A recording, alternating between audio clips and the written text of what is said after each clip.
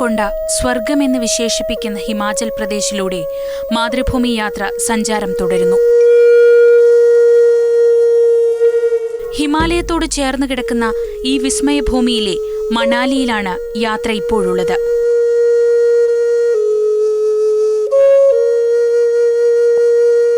മണാലിയിൽ നിന്ന് 20 കിലോമീറ്റർ മാത്രം അകലെയുള്ള നഗാറിലെ അരനൂറ്റാണ്ടോളം പഴക്കമുള്ള കൊട്ടാരവും പഗോഡ ശൈലിയിലുള്ള നിർമ്മാണത്തിന് ഏറെ പ്രശസ്തമായ ത്രിപുര സുന്ദരി ക്ഷേത്രവും റഷ്യൻ ചിത്രകാരനായിരുന്ന നിക്കോളാസ് റോറിച്ചിന്റെ സ്മരണകൾ നിറഞ്ഞു നിൽക്കുന്ന മ്യൂസിയവും ആർട്ട് ഗാലറിയും കണ്ട് മറ്റ് കാഴ്ചകളിലേക്ക്.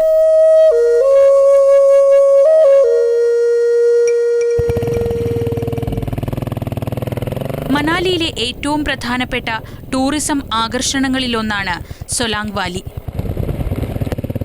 സൊലാങ് വില്ലേജിനും ബിയാസ് കുണ്ടിനുമിടയിലാണ് സൊലാങ് വാലി സ്ഥിതി ചെയ്യുന്നത്. സ്നോ പോയിന്റ് എന്നും ഈ സ്ഥലം അറിയപ്പെടാറുണ്ട്. മണാലിയിൽ നിന്ന് റോത്താങ് പാസിലേക്കുള്ള വഴിയിൽ 14 കിലോമീറ്റർ ദൂരം സഞ്ചരിച്ചാൽ സോലാങ് വാലിയിലെത്താം. സോലാങ് വാലിയിലെ കാഴ്ചകളാണ് ഇനി.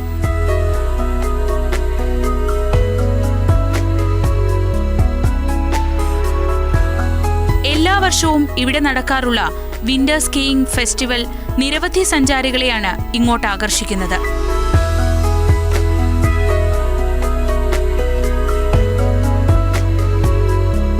ചരിവുകളും പുൽത്തകിടികളും നിറഞ്ഞ സോലാങ് പാസിൽ ശൈത്യകാലത്തും വേനൽക്കാലത്തുമായി പാരാഗ്ലൈഡിംഗ്, പാരഷൂട്ടിംഗ്, സ്കേറ്റിംഗ്, സോർബിംഗ് തുടങ്ങി ഒട്ടേറെ കായിക വിനോദങ്ങൾ നടക്കാറുണ്ട്.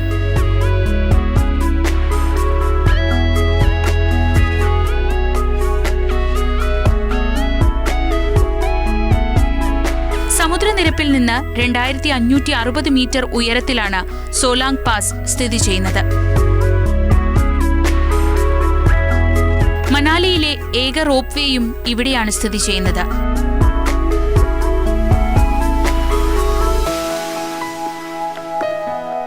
അങ്ങനെ ഞാൻ പാരാഗ്ലൈഡിങ്ങിന് വേണ്ടി പോവാണ്, മുകളിലേക്ക് പോവാണ്. ഇദ്ദേഹമാണ് എൻ്റെ പൈലറ്റ്. അപ്പം നാം നന്ദു, ഇദ്ദേഹത്തിൻ്റെ നന്ദു എന്നാണ്. നമ്മൾ റോപ്പ് വേയിൽ കയറിയിട്ട് മുകളിലോട്ട് പോകണം.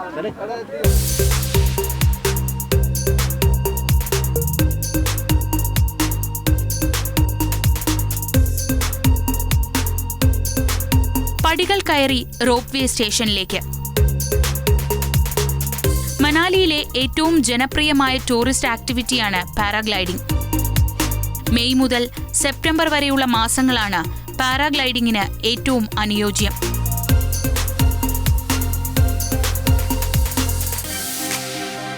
റോപ്പ് വേ കാറിൽ വേണം പാരാഗ്ലൈഡിങ്ങിനായി കുന്നിൻ മുകളിലേക്ക് പോകാൻ. പാരാഗ്ലൈഡിങ്ങിനായി ഇവിടെ എത്തുന്നവരാണ് ഈ റോപ്പ് വേ കൂടുതലായും ഉപയോഗിക്കുന്നത്.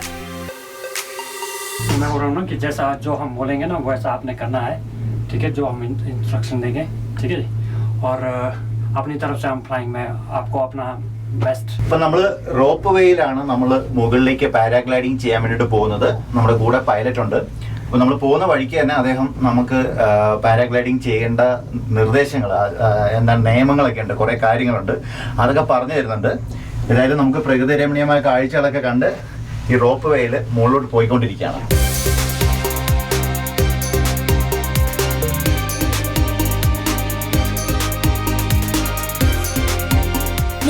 രൂപയാണ് റോപ്പ് വേയിൽ കയറി മുകളിലെത്തിയ ശേഷം പൈലറ്റിന്റെ സഹായത്തോടെ പറന്ന് താഴെ ഇറങ്ങാനുള്ള നിരക്ക്.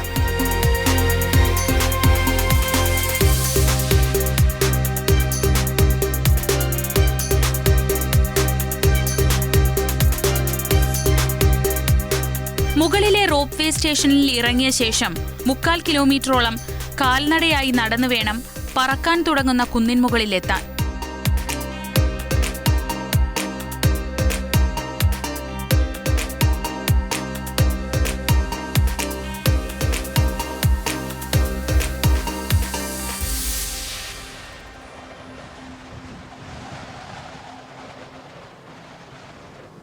ഈ കുന്നിൻ നെറുകയിൽ നിന്ന് താഴെ കാണുന്ന വിശാലമായ താഴ്വരയിലേക്കാണ് ഗ്ലൈഡർമാർ പറന്നിറങ്ങുന്നത്.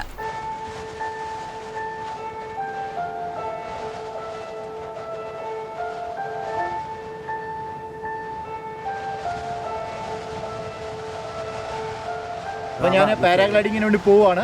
എല്ലാം സെറ്റ് ആയിട്ടുണ്ട്. നമുക്ക് താഴെ വെച്ച് കാണാം.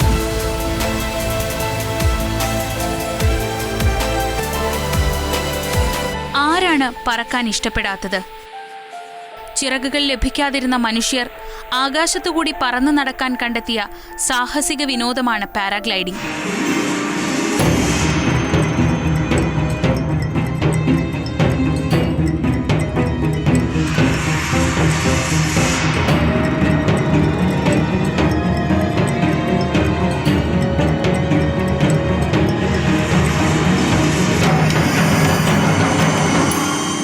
മുകളിൽ വിശാലമായ നീലാകാശം, താഴെ കാൽച്ചുവട്ടിൽ പരന്നു കിടക്കുന്ന ഹരിതഭൂമിക.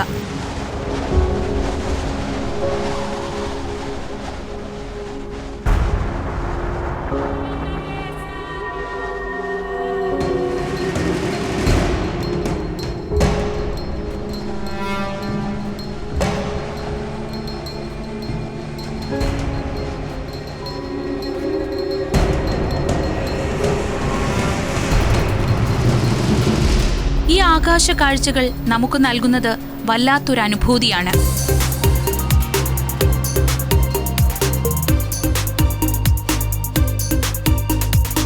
ആയിരത്തി 1960കളിലാണ് പാരാഗ്ലൈഡിംഗ് എന്ന സാഹസിക വിനോദം രൂപം കൊള്ളുന്നത്. പാരാഗ്ലൈഡിങ്ങിനുള്ള ഉപകരണങ്ങൾ ഇന്നത്തെ രീതിയിൽ വികസിപ്പിക്കപ്പെട്ടത് 80കളിലായിരുന്നു. കൂടുതൽ പൈലറ്റുമാർ പരിശീലനം കിട്ടി രംഗത്തിറങ്ങിയതും പാരാഗ്ലൈഡിങ്ങിന് അനുയോജ്യമായ കൂടുതൽ സ്ഥലങ്ങൾ കണ്ടെത്തപ്പെട്ടതും ഇക്കാലത്താണ്.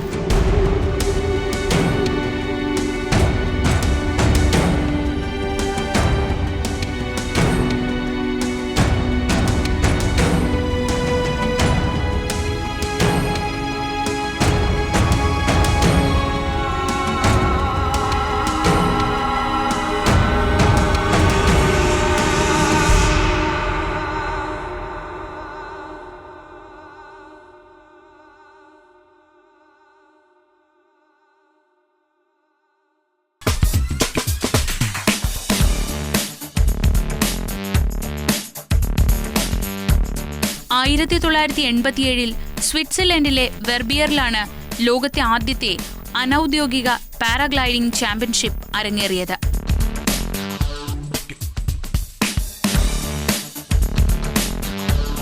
യൂറോപ്പാണ് പാരാഗ്ലൈഡിംഗിന്റെ തട്ടകം. ഫ്രാൻസിൽ മാത്രം 25,000-ൽ പരം രജിസ്റ്റർ ചെയ്ത പാരാഗ്ലൈഡിംഗ് പൈലറ്റുമാർ ഇന്നുണ്ട്. ഇന്ത്യയിലേക്ക് ഈ സാഹസിക വിനോദം എത്തിച്ചേർന്ന് അധികകാലമായിട്ടില്ല. പാരഷൂട്ട് മാതൃകയിലുള്ള ഒരു എയർഫോയിലിന്റെ സഹായത്താൽ കാറ്റിന്റെ ഗതിക്കനുസരിച്ച് പറക്കുന്ന വിനോദമാണ് പാരാഗ്ലൈഡിംഗ്. പാരാഗ്ലൈഡിംഗ് നടത്തുന്ന ആളുകളുമായി ഈ എയർഫോയിൽ ബന്ധിപ്പിച്ച് മലയുടെ മുകളിൽ നിന്ന് താഴേക്ക് പറത്തുന്നു. കാറ്റിന്റെ സഹായത്താലും ഗതിക്കനുസരിച്ചുമാണ് പറക്കൽ.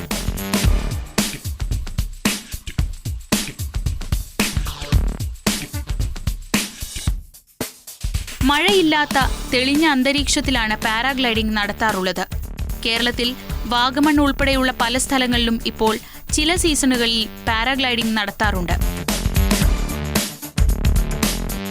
പാരാഗ്ലൈഡിംഗ് നടത്താൻ വിദഗ്ധമായ പരിശീലനം ആവശ്യമാണ്.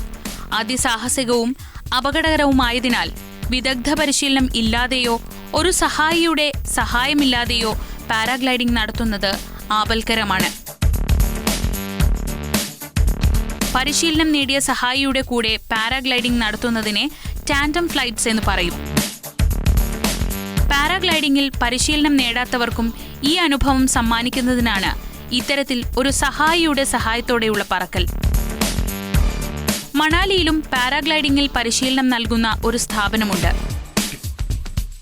ആർക്കും നിശ്ചിത ഫീസ് നൽകിയാൽ ഇവിടെ പരിശീലനം ലഭിക്കും. മണാലിയിലെ ഒട്ടേറെ ചെറുപ്പക്കാരാണ് പാരാഗ്ലൈഡിംഗ് പരിശീലനം നേടി മറ്റുള്ളവരെ പറപ്പിച്ച് ഉപജീവനം കഴിക്കുന്നത്.